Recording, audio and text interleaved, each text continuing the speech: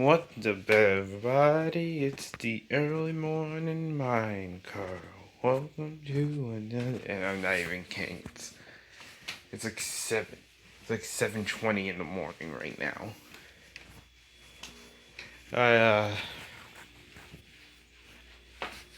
Why am I making a video this early? Especially considering I've got another one coming at noon since it's Saturday and SMG4. I don't know. Speaking of SMG4, did you guys know that Meta Runner's coming back for season 2? I mean, we all knew it was going to happen eventually, but I think it was yesterday that they did announce that it's coming back, which is nice. Unfortunately, not in school anymore, so I don't have an excuse to give myself, so I can excuse that I can use against myself to be wearing my Meta Runner shirt or Tari jacket while I watch it, which is unfortunate. But yeah. Anyways, I know I haven't uploaded that much this week at all. And I was planning. I don't know if it got.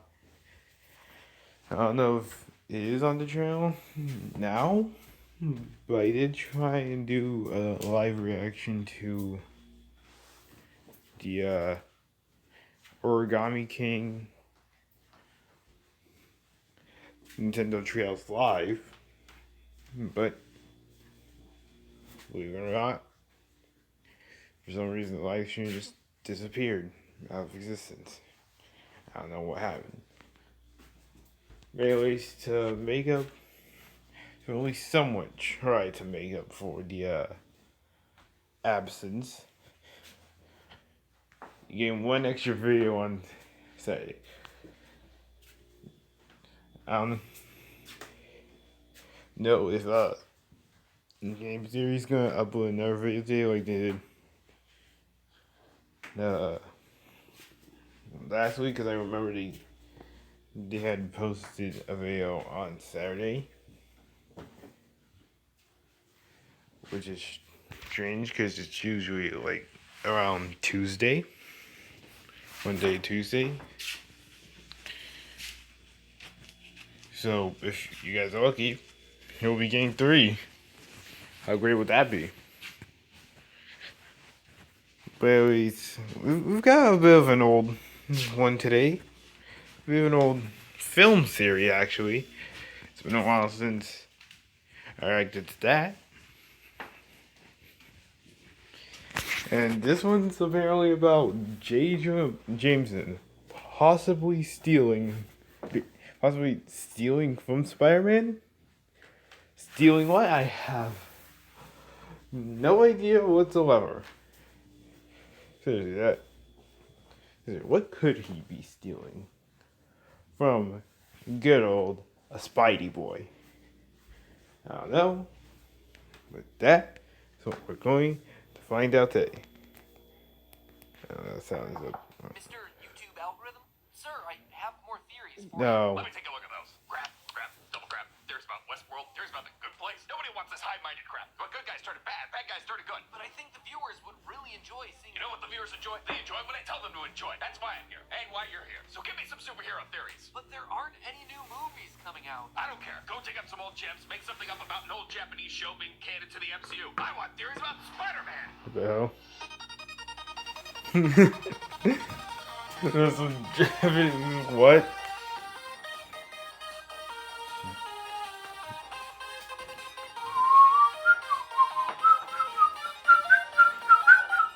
Hello, Internet. Welcome to Film Theory, the show that totally called the MCU's reimagining of the Daily Bugle long before its surprise appearance at the end of Far From Home. It's no exaggeration to say that I've spent countless hours thinking about Spider-Man's complex boss. But recently, one of you gave me a bit of a challenge. Reddit user years ago, they tried It's not they tried it, it's they tried tea. Anyway, this Hmm. user posted a theory that Jonah Jameson was illegally selling Peter Parker's photos. To quote from that theory on Reddit, it's clear from Spider-Man 1 that Peter is the only one that would be able to take the cinematic, high-quality photos he supplies to the Daily Bugle. However, let's look here at the many publications showcasing these sorts of photos in Spider-Man 3. Where did these publications get the right to publish these photos? As far as we know, Peter doesn't sell his photos to anyone except the Daily Bugle. Part of the reason he's so poor all the time was JJ consistently lowballing him. Therefore, it makes sense that these other publications couldn't have gotten the photos from anyone except the Daily Bugle, i.e. J. Jonah Jameson. TLDR, J. Jonah was selling Peter's photos for money, evidenced by other publications having Spider-Man photos. He didn't give up Peter to the Green Goblin because of Peter's monetary value to him, not because he is a refined Valley dude. I don't know what refined Valley dude means. I think it just means he's a stand-up guy. The point Most is, likely. this pose was as good as flashing the theory symbol in the sky, and I have seen the call. So today we're putting J. Jonah on trial to see if he's just an innocent newsie or a dirty, rotten media scoundrel. Now, as much Right, as I'd love time to write prove this it. about the MCU's Jameson, he's barely shown up yet, and unlike in most every other Spider-Man iteration, it seems like Peter and Jameson won't be working together in the MCU. There also wasn't a J. Jonah Jameson in the Amazing Spider-Man series, which honestly is probably why it was so awful. Hmm. And you betrayed me. Okay, maybe it wasn't the only reason it was so awful. It means that the last time Spidey and J. Yeah, it's been a Jonah long shared time some since I serious watched screen time together was back the in Amazing Sam series. Raimi's extremely influential superhero trilogy. I know those movies came out a long time ago. Like, a long time ago. Like, a chunk of this audience wasn't even born when the first one came out. Think about that one. So I'm I wasn't go ahead even and born refresh in your the memory second about all one. the important details for today's theory. After Peter Parker starts his vigilante work as Spider-Man, local tabloid editor J. Jonah Jameson puts out a cash reward for pictures of our vigilante. Peter, being short on cash, decides that he can cheat the system a bit by taking pictures of himself and then selling those to Jameson. Throughout their time together, Jameson makes it abundantly clear that he's only out for exactly one thing. I don't pay you to be a sensitive artiste. I pay you because for some reason that psycho Spider-Man will pose for you. The Raimiverse J. Jonah very specifically commissions pictures of Spider-Man from Peter, except the one time Jameson decided to use Peter for MJ's engagement party. Anyway, when Spider-Man goes missing, Jameson shows a moment of regret for his actions before Spider-Man steals his own suit from Jameson's wall. Spider-Man was a hero. I just couldn't see it. He was a thief! By the third movie, Jameson is dangling the promise of a staff position in front of Peter and Eddie Brock to entice them to get a picture of Spider-Man committing the crime. So throughout this trilogy, Peter never really becomes a full-time employee of the Daily Bugle. This makes it a very different relationship than, say, the relationship between comic book Peter Parker and comic book J. Jonah Jameson, where Peter is a staff photographer who has even won himself a Pulitzer Prize for a shot that wasn't even of Spider-Man. Yeah. Little factoid for you there. The Reddit theory I do remember that. Jameson is distributing Peter Parker's photos to other My dad had some comics had some Spider-Man comics. And I always enjoyed reading them. Spider-Man's always been my favorite hero of all time. Always has been, I'm sure always will be.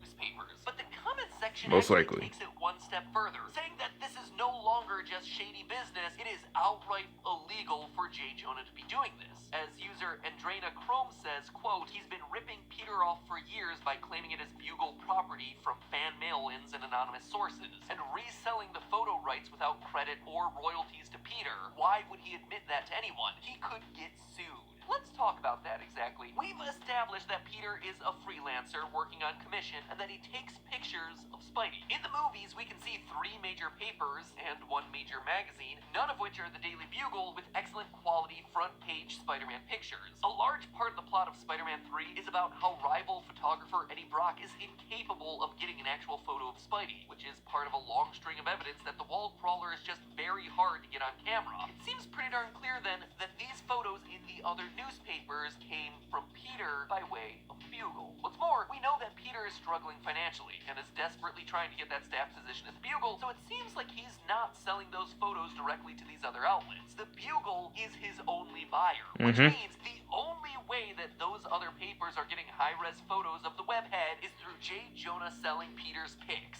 So, you know what, Reddit user, years ago they tried I think you're right. I think Jonah is absolutely selling Peter's images to these other publications. The thing is, it's also totally within his rights to do so. Peter is a freelancer, but what does that mean from a legal standpoint? Now, here's the point where I say the standard legal disclaimer that I am not a lawyer, this is not legal advice. If you or another super-powered vigilante is having issues with intellectual property law, please contact She-Hulk, who is a real fictional lawyer. You might think that if you create something, then the rights automatically go to you, but that's not always the case. For freelancers, most work on things by commission. We see this word all over Twitter, especially for artists, designers, photographers, sometimes even programmers. But what does working on commission mean? Well, in short, it means that you're buying the product that they're making. Let's say a potter makes a coffee mug on commission. It means that they made it for you. Same goes with photos of Spider-Man commissioned by the Daily Bugle. Jameson is very clearly commissioning Peter's work. Initially, he puts out an open call for freelancers to get any pictures of Spider-Man. Put an ad on the front page. Cash money for a picture of Spider-Man. When Peter brings Jameson pictures of other things, J. Jonah turns him down. You're fired. Why? Dogs catching frisbees? Pigeons in the park? A couple of geezers playing chess? There's really no argument about the nature of that agreement, but here's where things get tricky. Unlike a normal transaction where you buy something and then you just own it, and if you choose to resell it at like a garage sale or whatever, it's not that big of a deal. When it comes to commissioned artwork or photography, the rights of ownership may or may not pass over to you. If I go on Twitter and ask user SpiderDan420 to make art of chibi Spider-Man for me, do I own that picture now, or does he? It seems like a really minor question to ask, but it's really important because the answer determines who can actually make copies of that chibi Spider-Man and sell it to other big-eyed Spider fans like myself. I mean, I'm the one who came up with the idea for a chibi Spider-Man, and then I paid someone to create that image for me, so can I reproduce that image and sell it? Is it mine to own, or is it still Spider-Dan's artwork? And here's where that is wow. Specifically, work for hire agreements. Now, these are documents that explicitly state which rights pass from the freelancer to the commissioner and which ones don't. And while we don't know the specific terms of Peter Parker's agreement with J. Jonah Jameson, we do know that most newspapers in the real world are paying for full rights to the photos that they use. They need those photos to be used in print, digital, holographic chessboards when it comes to that, from now until the heat death of the universe, because Lord knows they ain't paying no intern to update their GeoCities page 20 years from now. For someone as cutthroat as JJ, complete ownership of all rights across all platforms in perpetuity is something that he would absolutely demand from his commissioned photographs. And let's be 100% honest, it's something that someone as naive as Peter Parker would absolutely agree to, no questions asked. That means there's not even an argument that Peter owns any of the rights to his photos once they're sold to the Daily Bugle. J. Jonah commissioned them fair and square, and from that point forward, he owns them outright. Sure, he got them for a bargain. They were an absolute steal, but that was Peter's own fault for being a bad negotiator. And with them properly commissioned by J. Jonah, they're now his to do with whatever he wants. Sorry, comment section, J. Jonah Jameson is 100% within his rights. He is innocent. And true to the original theory posted on Reddit, selling the photos to bigger publications is probably a great source of income for the Bugle. Photo stock definitely. like images work entirely on licensing images to news outlets. When you license an image, you get to use it for a certain amount of time, or under a specific set of circumstances. For instance, only in one specific printed newspaper, or in one part of the world, or online rights only non-commercial. In the case of the Daily Bugle, if they were licensing photos to other newspapers in the real world, they could also enforce standards, like crediting the Daily Bugle under those photos, linking to the Daily Bugle on websites with the image, and of course, charging licensing fees. Which brings us to the question that goes back to the initial theory: how much money could J. Jonah actually be making off of Peter's photographs? Honestly, the sky's the limit. This photo of me taken for free at an event that I did for charity, a photo that I've heavily doctored to make sure that it falls under fair use so I don't actually have to pay for it, is valued at $500. Same with this picture of me and other YouTubers ringing the NASDAQ bell from a few years ago. $500. And I wouldn't blame you if you were like, wow, Matt, bad way to milk it for cash. Except all of that is money I will never see. It's weird. They do this a lot at red carpet things. They take photos of you and then they just sell the rights for huge amounts of money, and you're just like, okay, I guess I don't get any of that. You're just profiting off of my likeness. It's very, very strange. Anyway, that $500 isn't even for all the rights to use that image all the time. Now, in Spider-Man, we're talking about the only good photos in the world of a superhero who is making front page headlines. I'd say that's worth a bit more than me handing out Thanksgiving dinner to the needy. J. Jonah could literally name his price for these photos. So, I have to agree with the Reddit theory. Jonah doesn't want to give up Peter's identity to the Green Goblin due to journalistic ethics. Sure, he is an upstanding guy to a certain extent, especially when you read the comics, but it also doesn't hurt that he just so happens to be protecting not only a nice kid, but also what is certainly his biggest cash cow. So if J. Jonah wasn't cheating Peter out of his photo royalties, why is there so much time left in this video? Well, I had to find something that J. Jonah did wrong, and, well, there is this. Spider-Man wasn't attacking the city. He was trying to save it. That's slander. Yeah, that is and that is definitely an obvious thing that we've seen. Because his whole goal isn't to make Spider-Man look good with these photos. His main goal is to make him look bad. He wants to ruin Spider-Man's reputation with his newspaper and those photos. Is that? Print, like. J. Jonah Jameson may not have sold photos illegally, but he's certainly used them illegally. Let me introduce you to a much more nefarious crime in the newspaper business, libel. J. Jonah has unquestionably libeled Spider-Man and should be in line to lose his job, his media credentials, heck, any cash he has stuffed away in his mattress because he has got a whole heck of a lot of lawsuits coming his way. New York libel laws use 4 qualifications for a defamation case. Defamation, just by the way, is a kind of umbrella term for both slander and libel, which are basically the same crime just done in different mediums. Anyway, qualification number 1 has to involve a false statement. Anything you print that's true is just a free pass. You're totally in the clear. But we know from watching the movie that Spider-Man really was saving the city and not attacking it like J. Jonah claims. Thus, he is libeling Spider-Man's good name. Yep. Qualification number 2, fault must amount to actual malice. Now, this means that Jameson had to have had some reason to think that the story wasn't true, but didn't care and published it anyway. Peter, who, even if he wasn't Spider-Man, is the photographer of the scene and thus an eyewitness, directly tells Jameson that the story isn't true, yet Jameson absolutely doesn't care and publishes anyway. This one is pretty cut and dry. Qualification number 2, big check mark there. You didn't even need to explain that one. That one was just obvious.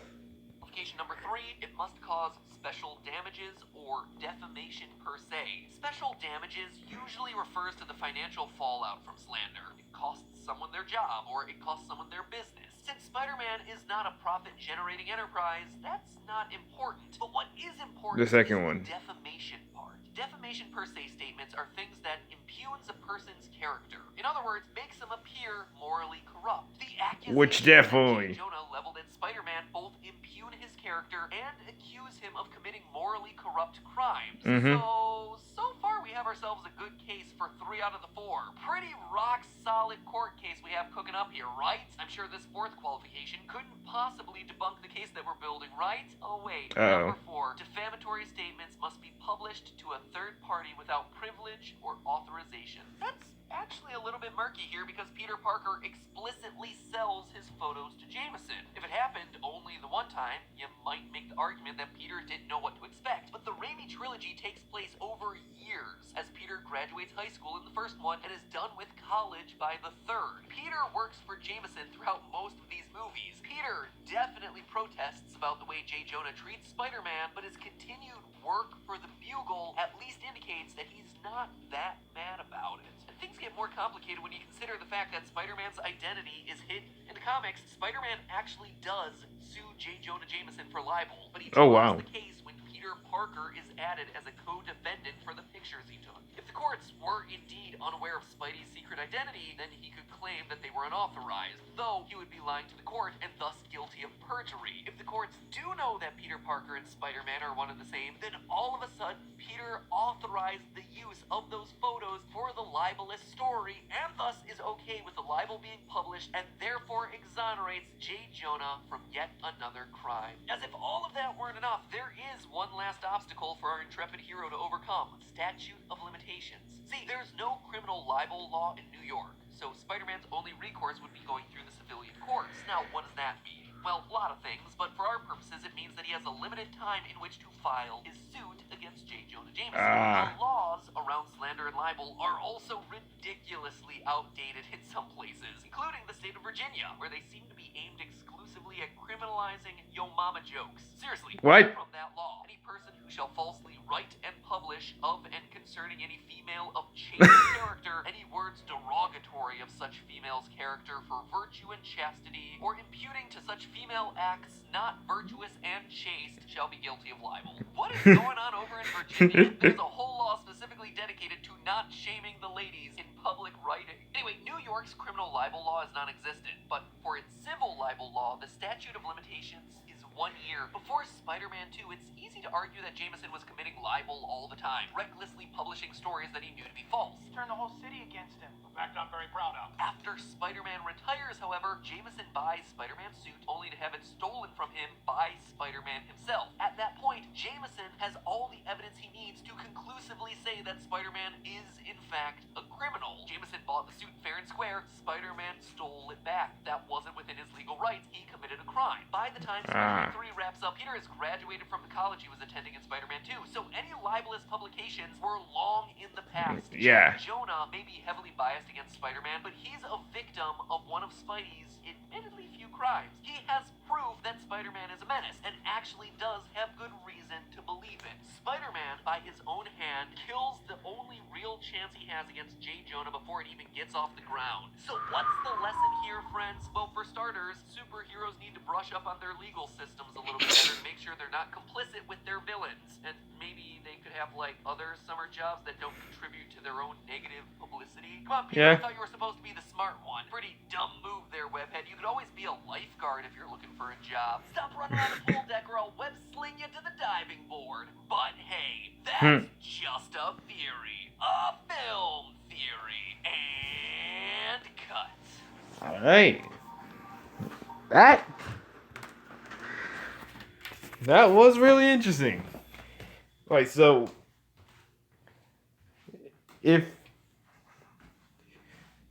just as a recap, J. Jonah is indeed most likely, no doubt, to our knowledge of what we see in the movies, selling Peter's photos to other businesses, but he isn't selling them illegally. However, he is using them in a bad way, and because he's using them to slander Spider-Man. Well, he is somewhat. He is mostly, but he isn't truly fully.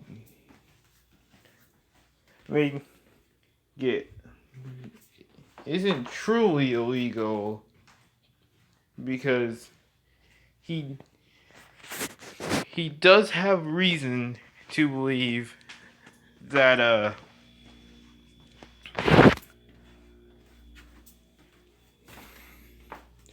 that Peter is that Spider-Man is a man, isn't? Well, actually, no. I don't really know how to recap that last bit. But it had something to do with what I just said, though. I think the first half of that fourth reason, that first accusation at J. Jonah, kind of slipped over my head somehow. And so, yeah, from what I can recap, J. Jonah is selling them to others, but he is doing it legally.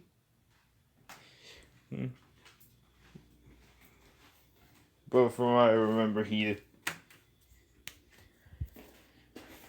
J. Jonah did use the photos illegally, but at the same time, he has rights to use them the way he's using them, even if it is slander or libel. And even if he is truly doing it illegally, Peter can't really do anything about it, at least at the point of the Spider-Man timeline he is, since, he didn't do it back from the beginning. It's been years since he started at the Bugle and that issue had arose, so for the time he has two. There was a lot of reasons